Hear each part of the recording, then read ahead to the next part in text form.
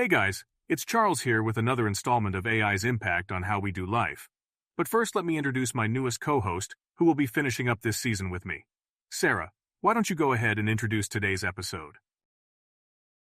Thanks, Charles. Hey guys, I'm Sara. I'll be your new co-host. On today's episode, we're looking into the conversation about bias or AI. The bias results of AI is a significant and multifaceted issue that encompasses various challenges and problems. A good place to start off when talking about AI is data that is used to design it. AI systems learn from data and a series of commands provided by coders with the intention of finding patterns that AI can use to make recommendations to the person using it. If the data is not sourced from a variety of sources, then it can produce biased results. If the commands are based on society's rules or perceptions, then the results of the patterns that are used by AI can reflect a biased result. But Sara, doesn't that mean that AI is just a reflection of society? Yes, Charles, it can be. The bias of people can be under the surface, and the underlying consequence to society doesn't show up for years.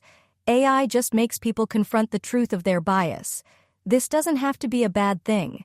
With using AI, we might be able to have a kind of transparency into bias that we've never had before.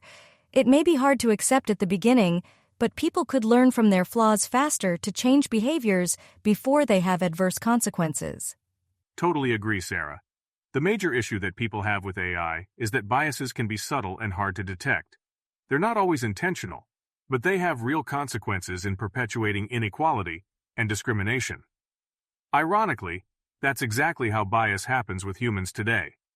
I think that's why it's crucial for us to be vigilant about learning from the data and using AI systems to help people and systems address bias. A big part to helping AI do that is to have multiple people from all backgrounds contribute to the datasets, design the commands and the algorithms that make AI learn, to help us create an equitable society. That's why pepelwerk is a community-driven AI platform.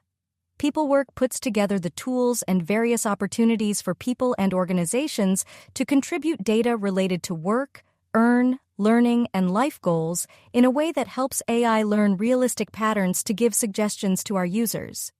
Using objective criteria and letting the users participate in building their own AI tools promotes meritocracy when it comes to helping organizations and people overcome the biases produced from outdated technology and processes used in controlling access to education, applying for work or useful data to make informed decisions. Let's give our viewers an example of the way the outdated tech and processes work today. Why it processes extreme bias. Say we are using an AI tool that is plugged into an existing application process that is based on a set of criteria like education level. Seems straightforward, right? But what if the algorithm places too much emphasis on certain features, like educational background, which could disproportionately recommend someone for a job over someone capable but did not have access to a formal education? That's just one way the results from the algorithm can provide results that can be perceived as bias. The algorithm isn't bias. Society's historical value of education and limited access to education created the bias. The datasets are one part, and then the design of the algorithm is the other part. The algorithms used in AI systems may inherently contain biases due to their design or training process. These biases can emerge from the choice of features, the optimization process, or the mathematical models used, leading to unfair outcomes for certain groups. Ethical and social bias is another concern.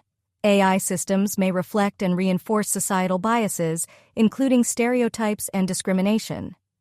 Biased AI algorithms in hiring or lending decisions can perpetuate systemic inequalities and disadvantages in certain demographics. I think it's important to explain there is a difference between statistical truths.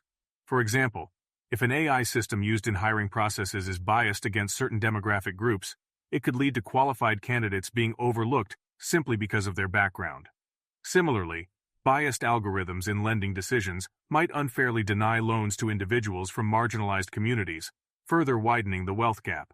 When AI provides those kinds of results, it becomes the responsibility of people to solve the reasons why those statistical truths exist and work to solve them.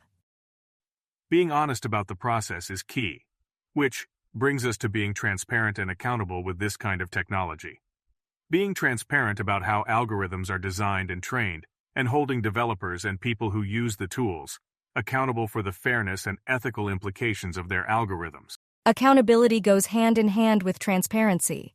It's about holding developers and the people who use the tools accountable for the fairness and ethical implications of their algorithms.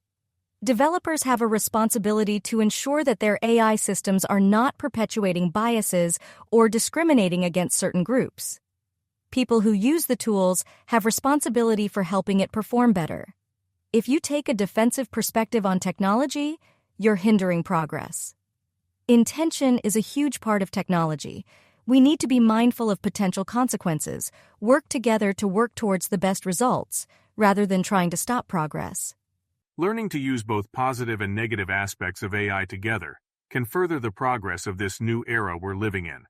Addressing bias in AI is crucial for ensuring fairness, equity, and accountability in the deployment and use of AI technologies across various domains. What is your outlook on the bias of AI or humans? What do you think we can learn from this, and how we can continue to improve our life with AI every day? What are some of your concerns about it, and what do you think we as a society can do to help better the era we are currently living in? Comment down below and let us know. Don't forget to subscribe and keep a lookout for our next episode.